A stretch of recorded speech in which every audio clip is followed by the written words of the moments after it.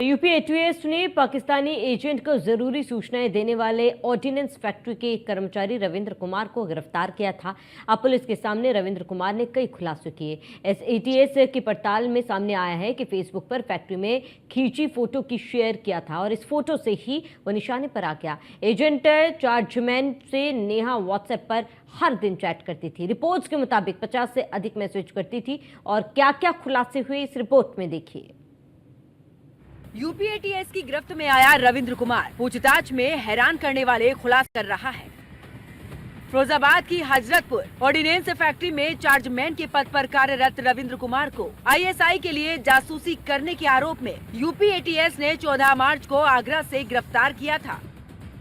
इस मामले में रविंद्र कुमार ने नया खुलासा किया है। आईएसआई एजेंट नेहा शर्मा ने खुद को इसरो का टेक्निकल ऑफिसर बताकर रविंद्र को अपने जाल में फंसाया। सोशल मीडिया पर फैक्ट्री की तस्वीरें अपलोड करने के बाद रविंद्र आईएसआई के निशाने पर आ गया था। अब एटीएस उसके बैंक खातों की जांच कर रही है। पेमेंट आने की बात सामने आई है। जांच में पता चला कि रविंद्र ने महत्वपूर्ण दस्तावेज आईएसआई को भेजे, जिसके बदले उसके खाते में 3 बार अनजान स्रोतों से पैसे आए। एटीएस अब इन बैंक खातों की डिटेल खंगाल रही है ताकि ये पता चल सके कि पेमेंट कहां से और किसके जरिए आए।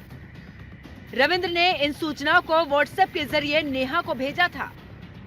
उसे चंदन स्टोर कीपर 2 के नाम से अपने फोन में सेव किया था। पकड़ा गया रविंद्र कुमार पाकिस्तानी खुफिया एजेंसी आईएसआई के फैलाए हनी ट्रैप के जरिए महिला एजेंट से फंस गया था। नेहा शर्मा नाम की फेसबुक आईडी से पहले रविंद्र को रिक्वेस्ट भेजी गई। उसके बाद मैसेंजर के जरिए बातचीत शुरू हुई। शुरू में नेहा ने खुद को इंडियन स्पेस रिसर्च ऑर्गेनाइजेशन से जुड़ा हुआ बताया। दोनों के बीच बातचीत बढ़ती गई। फेसबुक मैसेंजर से ही व्हाट्सएप नंबर की अदला बदली हुई। फिर बात प्यार मोहब्बत तक पहुंच गई। रविंद्र को लेकर एटीएस की जांच में बड़े खुलासे। हर रोज आईएसआई की महिला से 70 बार चैटिंग करता था। फेसबुक पर फैक्ट्री में खींची गई फोटो को शेयर किया था। फैक्ट्री से ही रविंद्र आईएसआई की महिला के निशाने पर आया। रविंद्र से नेहा व्हाट्सएप पर हर दिन चैट करती थी। रिपोर्ट्स के मुताबिक 50 से ज्यादा मैसेज करती थी। उनको केवल फंसाया गया है और कुछ नहीं है। ये केवल एक हनी ट्रैप है। हनी ट्रैप में उन्हें फंसाया गया है। मेंटली कुछ प्रेशर डाला होगा, इस चक्कर में उनको लेके गए हैं वो लोग। वो बहुत ही एक सज्जन पुरुष है, बहुत ही जेंटलमैन है। उनका फीडबैक बहुत अच्छा है। घर में आसपास सब लोग इस चीज को जानते हैं कि रविंद्र कुमार है कैसे। बहुत ही सिंपल और बहुत ही हम लोग मिडिल क्लास से हैं। अब मुझे मैं भी नहीं जानती कि वो पाकिस्तान नहीं, मुझे अपने पति पे कभी इस चीज का डाउट नहीं हुआ, क्योंकि बहुत ही साधारण व्यक्ति है वो। बहुत ही सिंपल और साधारण है वो। ये तो उन्हें किस तरीके से फंसाया गया है ये तो ईश्वर जाने। बुलाती है मगर जाने का नहीं, किसी से इश्क कर मगर हद से गुजर दाने का नहीं। राहत इंदौरी साहब की ये पंक्तियां रविंदर के जहन में होती तो वो एटीएस की गिरफ्त में नहीं होता। रविंदर हद से इस कदर गुजरा कि वो दोस्त के साथ गद्दारी करने लगा। थाना सदर के बिंदु कटरा निवासी रविंदर फिरोजाबाद के ऑर्डिनेंस फैक्ट्री में चार्जमैन के पद पर कार्यरत था। 2024 में आईएसआई एजेंट कथित नेहा शर्मा की उससे संपर्क हुआ और लगातार वो ऑर्डिनेंस फैक्ट्री के अहम जो दस्तावेज है वो एएसआई एजेंट को सौंपने लगा था। एटीएस की पूछताछ में उजागर हुआ है कि एएसआई एजेंट नेहा शर्मा दिन में 50 से अधिक बार व्हाट्सएप चैट किया करती थी। रविंदर भी ऑडियो और वीडियो कॉल के माध्यम से बातें करता था और उनकी व्हाट्सएप चैट का जवाब भी देता था। पुलिस को कई सारे अहम दस्तावेज ऐसे मिले हैं कि जो रविंदर के मोबाइल से बरामद हुए, जो कि रविंदर के पास कैसे पहुंचे, किसने पहुंचाए, उन सभी तथ्यों पर एटीएस जांच पड़ताल कर रही है। रविंदर के परिवारजनों का कहना है कि उन्हें हनी ट्रैप में फंसाया गया है। उनकी पत्नी लगातार ये दावा कर रही है कि हनी ट्रैप के माध्यम से पति को फंसाया गया है, क्योंकि हमारा परिवार देश सेवा में काम करता हुआ पिछले वर्षों से चला आ रहा है।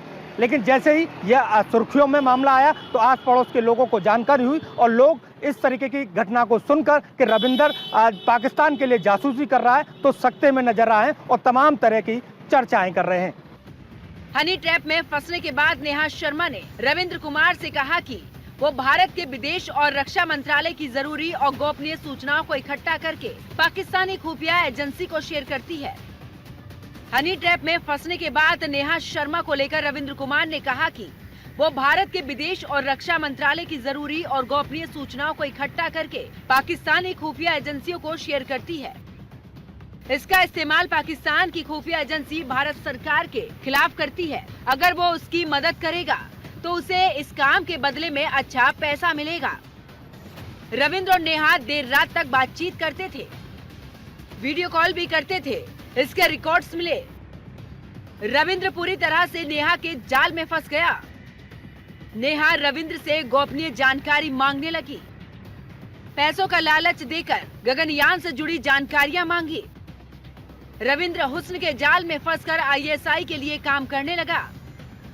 रविंद्र कुमार ने नेहा शर्मा को गोपनीय दस्तावेज भी भेजे।